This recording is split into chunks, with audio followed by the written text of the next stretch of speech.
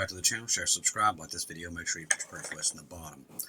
I've been waiting. We're almost close to getting the filibuster passed. I know it's late, but we've been waiting hours to try to see how this is going to go. We're down to one vote right now as we speak. It is 10:43, and we're waiting on one senator. He's from Texas. We still don't know how he's going to vote. He's the last vote. He'd have to have his vote to get the filibuster passed. What I do know from boots on the ground, from the resources that I got, the deal, we had 7 or 8 Democrats that had literally flipped on this deal. So that's how we know that, and what they did was basically why they jumped over to the Republican side. There were some deals that was made in the background. One of them, all the people Trump has fired, he has to rehire and pay them back pay. That's part of this deal to get it passed. Another one was healthcare, the Obamacare, where there's a lot of parts of Obamacare that would be running out this year. It's not stopping that, but what it does is prolong it. What the Republicans have done was promise them a spot to keep that alive at least until January the 30th. Now, this bill would take us to January the 30th. That's what they're saying. It also would pay SNAP and disable Social Security, that stuff, up until September of next year, if they can get it passed. Okay, but it's still got to go to the Senate and get passed. Also, on top of that, then Trump would sign it and get it into law. But that's what we're waiting on. I think he's going to vote yes, and it should get us to where, I mean, it's already bad out there. Like I said, I've talked about that today. It's so bad here on the holidays. That's why we was able today to, and we've already got other stuff in the works to try to catch everybody up, because the holidays, there's just so many families here and everywhere else that are just hurting. Even with SNAP turned on, it was bad. So we was able to maybe catch some people up and get some other stuff done that we wouldn't have been able to do. Right now, I mean, literally, without you family members, we wouldn't be able to catch some of these families up. There's just no way we could have done it without you guys. And there's still families, even when they turn SNAP on, that are hurting, and we're still trying to catch them families up. And there's quite a few of them. So we're just right now, we're just grasping at everything until we're out of here to try to catch these families up, to help them in their time of need. And I mean, they're just reaching out from every direction. I've had a food pantry tonight reach out and said we need diapers desperately. We're going to reach out to them this week and try to get them some help. It's been one thing after another. And like I said, through the family members, this is the only way we've been able to help these people. And they went everywhere else and they just couldn't get the help. So God brought them to us, and we're trying to help as many of them as we can. That's just where we are, people. Like I said, we're family, and we got to work with each other and help each other. But from what I'm reading with this article right here, this is where we're at right now. But before I get into that, there's been there's a swarm going on in San Francisco. Now today we talked about, remember I told you I was watching and one fired off there? Well, now there's a swarm. And I'm waiting for Earthmaster to do an update tonight. Now, if you're in the Bay Area, remember, this is an area we've been watching for a while. If you're on the West Coast, like our sister Shelly, our sister Gigi, and others, our sister Cindy's there, and many other family members that, call California their home, keep an eye on that, because we know that eventually something's going to happen there, because God has shown it to us, okay? So keep your eyes on it. Also, this thing with Venezuela, I have gotten some reports tonight. I'm seeing some intel that I can't even believe my eyes when I'm watching it, but Venezuela's beaches looks like D-Day. I kid you not. They've got missiles, systems all set up around the beach. It looks like D-Day. Something out of World War II, and I have not seen anything like this since World War II. But that's what we're looking at in Venezuela. So that is getting hot by the minute, and this right here is kind of took the heat off of that. But that is still, it's right there. I really believe whatever's happening down there, and from what I'm understanding tonight, some of those sources are coming out and telling us what we're looking at there is a seizure of their oil. That is why they're there. It has nothing to do with drugs. because we do believe, like Pete Hegseth last night, if you paid attention to his speech, he was telling us war was at the door. And he's right. He's correct. It is at the door. That's why they're changing everything up through the military complex. That's why Trump is cutting out the red tape of the military. Now, what do I mean by that?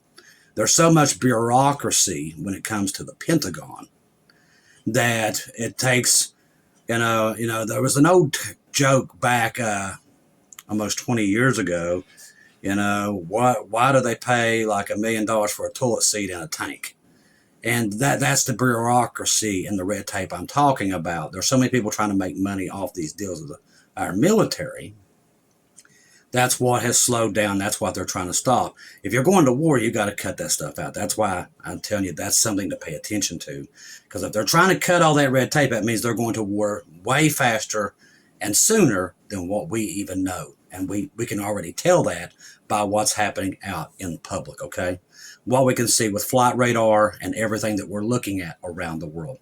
The financial situation, what we're all feeling right now and seeing out there, that is part of this. That's how you know how close we are. I know it may not seem like it, but a lot of people are hurting right now. Not just here, they're hurting all over the world. Even if SNAP's turned back on, it's still, food is so expensive you can't afford it. People, there's this report here. Let me see if I still have that. It kind of gives you an idea of what we're looking at here and how bad it is. Okay, listen to this. Some SNAP recipients say that they have to choose between rent and food and amid halt and its benefits. Now, even SNAP getting turned back on, this is probably not going to take away the problem. There is still a serious problem that people are feeling this around the United States. Now, over the last week, Martina Santos said she feels like she's living in a nightmare. Many people are telling me the same thing. The 67-year-old from the Bronx, New York, is one of the nearly 42 million Americans. But like I said, hopefully with this last vote, we'll get that SNAP will get turned back on. Although the U.S. Department of Agriculture, I'll say it right here in a minute, said it would partially fund. But like I said, tonight, hopefully this will get this all settled. But it's not going to alleviate the problem. There's still a problem out there. People still can't afford their groceries, even with SNAP itself. That's why we're seeing such an influx. I have here, people here that even have SNAP, they've already got behind even before SNAP got canceled. And these people, some of them are really good people that's just hit hard times. But groceries, like we all know, we're all feeling the same thing. Meats and stuff like that. Okay, for instance, I had a church reach out to me today, and I actually had the community center call me tonight. Could you please help us do a community Thanksgiving dinner up here? Could you help us with it? And I said, yeah, what we'll do with the family, we'll take care of that, because I think they want to feed up to 150 to 200 people that are not going to get Thanksgiving dinner this year. Now, to me, that's incredible here, but that's what's happening. And it's happening in multiple places in multiple states. Just like this place contacted me out of Powell County in Kentucky, which is a good distance from me. They can't get diapers. They've got it's a nightmare all around for our brothers and sisters in these days. And that's why I keep praying, Jesus, please come quickly. I think we all are at this point. That's why I say keep us in your prayers. Don't be fighting with your brothers and sisters. Pray for your brothers and sisters. Because right now we got to work together. Because right now these are scary times.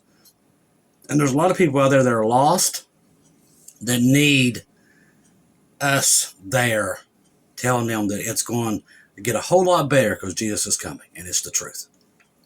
Because that's what we do. We comfort each other with these words. We see what's happening out there. Could you imagine just, and Iran's not a good guy, but just imagine a whole city in Tehran has no water. All the people in Ukraine are now without power, and it's cold. We're looking at stuff we have never come across, okay? These earthquake swarms. We have one right in the same place that happened in Fukushima.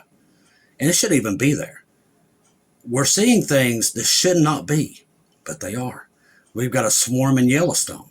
We had a swarm the other day right around the New Madrid. These are happening all over the place, and people are starting to notice, especially the Christians. They're starting to notice them and see them and point them out, because I know because you guys are sending them to me.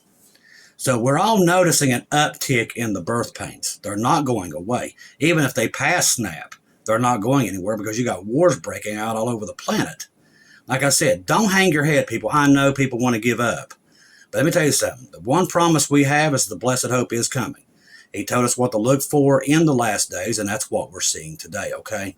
The economy is not great, people. Even if they pass this, the country's so in debt, it's collapsing by the moment, okay? Now, this right here is what I was telling you about. Now, there's a financial alarm that's been ringing off and on for 600 plus days straight, okay? The last time it rang this long, the world entered the Great Depression. That's why we're telling you these things, okay? Like I said, the signs are there. It is going to collapse, just like we've talked about that dark, cloudy day.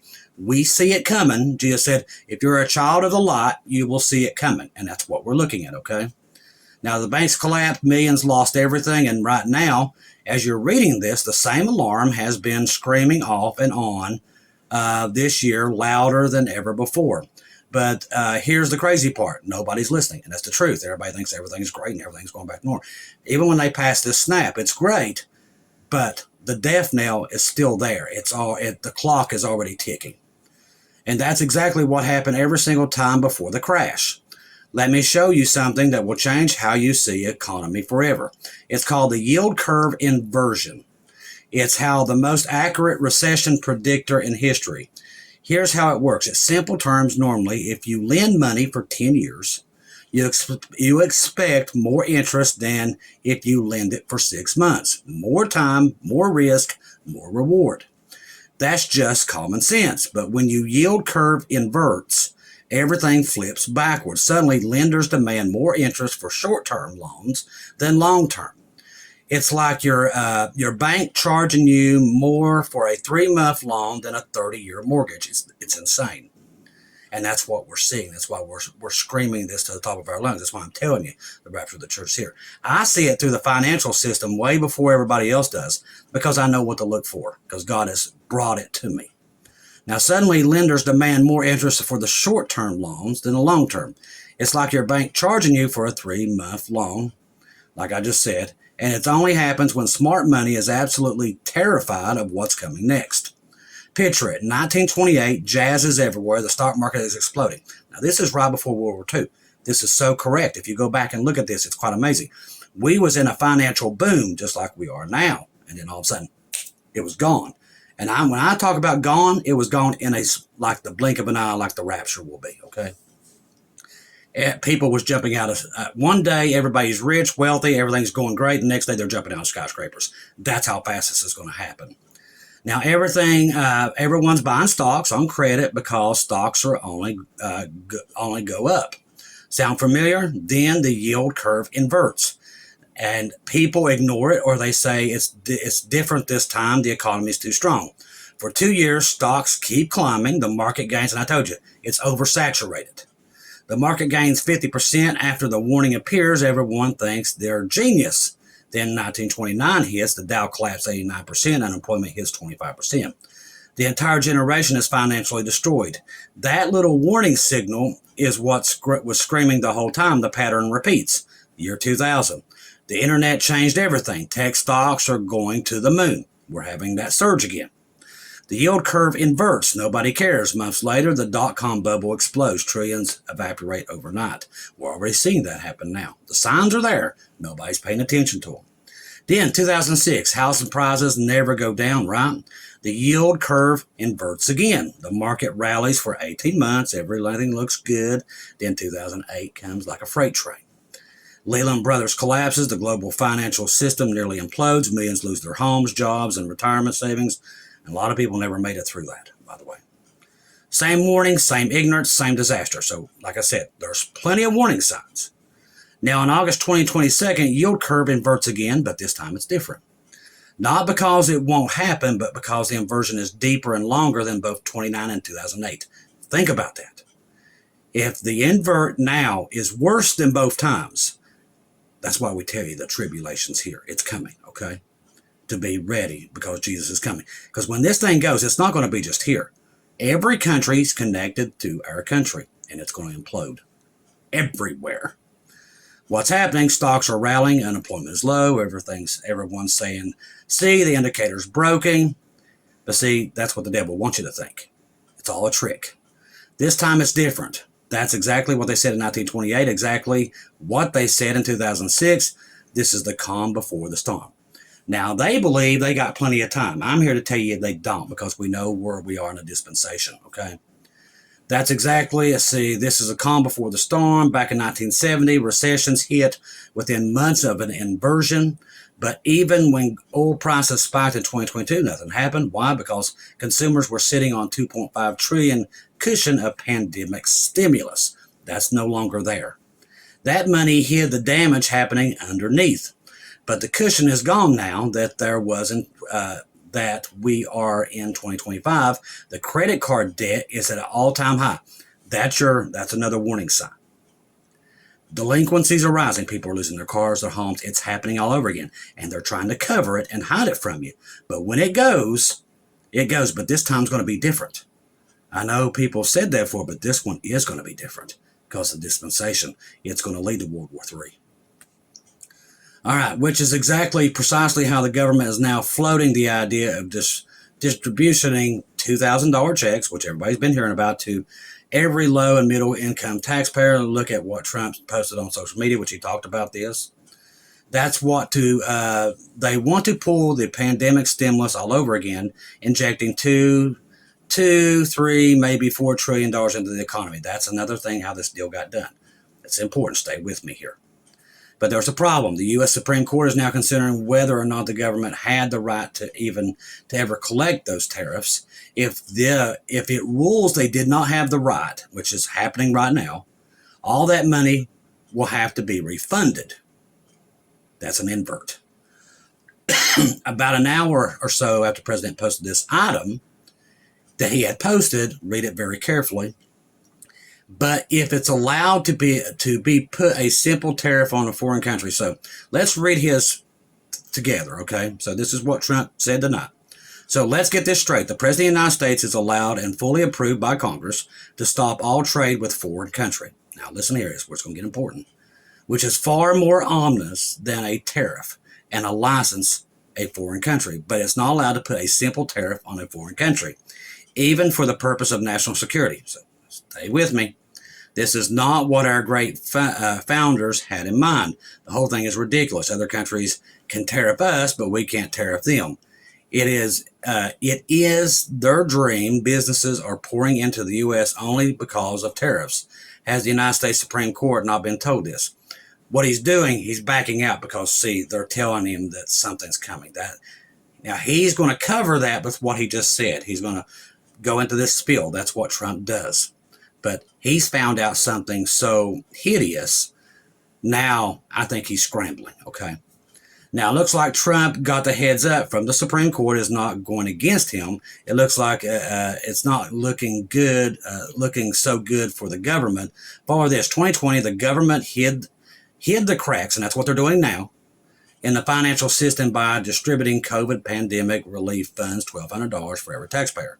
There were several additional rounds of economic stimulus, which totaled about $2.5 trillion cash injected. If they didn't do that, we would have crumbled then, but they just kind of knocked it down the road. That covered up the cracks in the financial system, but it didn't go away. It was still there. It's just underlying rot, okay?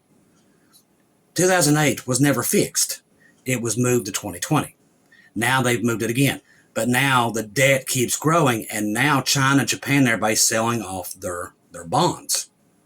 That debt's coming home too. They're not going to tell you this, but it is. That's why we're seeing a system failure. So pressuring the Supreme Court says tariffs have to be refunded. The government won't have the money to send each taxpayer $2,000. Nothing to cover the cracks of the financial system, nothing to prevent the crash. Here's what makes the potential worse than 2029, 2008, the debt, what I've been talking about. Listen, we can't pay the interest on the debt. That's how bad it is. And more people like that are bought the debt, China, Japan, and all these other people, they're letting it go and selling it back. So that's coming back. The Fed knows this. They was trying to raise, that's why the inflation was getting so bad. Well, Trump wanted them to cut the inflation completely out and actually threatened him and his family if he didn't do it. And so they can do it, but it's just going to bring the crash faster. That's why we call it a controlled demolition, because they know what's coming, what's going to happen. The banks already knows. We've heard them years ago talking about this coming. They know it's coming. They're preparing for it. That they're going to seize everything, and then, boy, when you go knocking on that door, it's not going to be there. This is what's coming, people. That's why we tell you to watch for Jesus, because there's been many signs, but everybody keeps thinking it's just going to keep on going the way it is, and it's not. So mortgage, student loans, auto loans, credit cards, corporate debt, insane government deficits.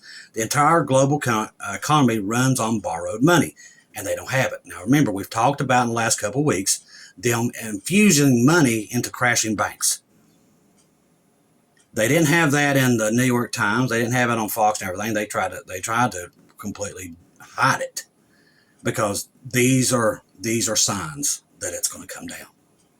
And when it does, I'm just here to tell you, you're not going to get warning. The only warning you're getting is right now through watchmen that are on the wall watching the things that are happening and watching it collapse. People just don't believe it, but the thing is, it's happening. And there's plenty of signs, and you can actually see it. You can feel it at the grocery stores and everywhere you shop that this is coming. That's why gold and all the precious metals, why do you think they're getting ready to go to war with Venezuela and all these people? Why?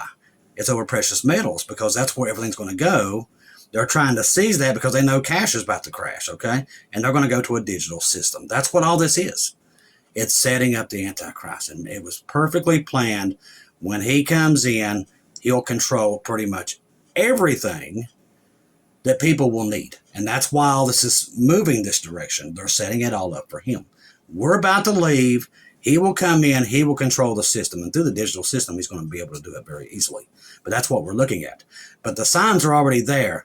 The digital ID, everything's already been put in place. So when this does collapse, and it will, anytime now, because the signs are all there, we're seeing them already coming through the cracks, they jump to digital. There won't be a choice. And that's how they got to set up. That's how we know. You add that to the dispensation, what we're looking at with Israel being surrounded, so many Bible prophecies over there ready to erupt at any time, the earthquakes, the storms, all that. You add it all up, it's exactly what Jesus told us to look for. Now, it may not seem like it. It's like, okay, Lord, are you coming? You're coming. But we know the signs to tell us to look for, okay? And what does he say? If you're looking for that, I'm not going to come as a thief to you. That's why we tell you to keep an eye. Listen, I know it's rough to watch this stuff. That's why I come in here to try to break it down as simply as possible that I can, to let you know that everything's still on track. The blessed hope is coming, just like he said in his word, and I'm here to tell you, Jesus keeps his word. He told us to be looking for these things. We see them, okay? They're happening. Don't panic. Do I know when he's coming exactly? Absolutely not, but I trust him. And he will protect us up until we're gone, until that dark, cloudy day, whenever that day goes to fire off. I know it's here somewhere. We all do. We can feel it, see it. We see it in the community. We see it out there. We see it everywhere, okay? So we know we're in the window. We're watching for him, and we will not be caught off as a thief, okay? That's what we're looking at. That's why we're here, to encourage each other, to work as a family, and get ourselves to the point of when Jesus comes and rescues us. You know, I keep calling for Mayday, Mayday Jesus, Mayday Jesus. Can you pull us out of here? You know, that's what I'm doing right now, you know, constantly. But pray for us that we will be able to help. Pray for us to run into the people that need the help the most right now. We can't help everybody, but we can make some kind of dent, try to help some of these families. So just pray that the ones that truly need it and God needs us to help, that they'll run into us, okay? I want to thank all family members through PayPal, Buy Me Coffees, Venmo, all that stuff. God bless you guys. We was able to help families in multiple states today as much as we could. I've got to wait now for everything to cycle back to be able to help more. But as right now, we helped quite a bit of families in the last 24 hours. And it's all Jesus helping us do it, and you family members. Jesus knows each and every one of you. God bless you. Trust the gospel. 1 Corinthians 15, 1-4. Jesus died on the cross for our sins, past, present, and future. He died, was buried, rose again on the third day according to the scriptures. Trust in Jesus and Jesus alone. Confirm everything through him. Do not take your eyes off of him. Let's see if we have an update on this. He should have got there by now. We've been waiting on him for almost an hour and a half to get there. See if they got that filibuster passed. That'll at least help a whole lot with getting some of the SNAP people back in order. Let's see. See if we got it passed. I'm not seeing it. Let's see. Okay, here we are. Okay, so they did get it passed. So the senator from Texas did get in there. So that will get that'll get SNAP turned back on and get everybody back pay to that. So that's huge. That helps us out a whole lot. So thank God for everybody praying to get that all lined out. That, like I said, they had to cut a lot of shady deals to get it done, but at least they got it done. I know it's already hard enough for us waiting for Jesus to come. We didn't need that on top of it with everybody needing support. Like I said, but there's still families in need. There's still people that are hurting right now. And trust me, like I said, we was already getting it before SNAP was turned off. So the inflation prices, the food prices and everything, people are just hurting everywhere. So keep everybody in your prayers. Keep me in your prayers. I'll keep you in my prayers. And like I said, keep your eyes on Jesus, people. I love each and every one of you. If I don't see you, hear from you again, I'll see you at home.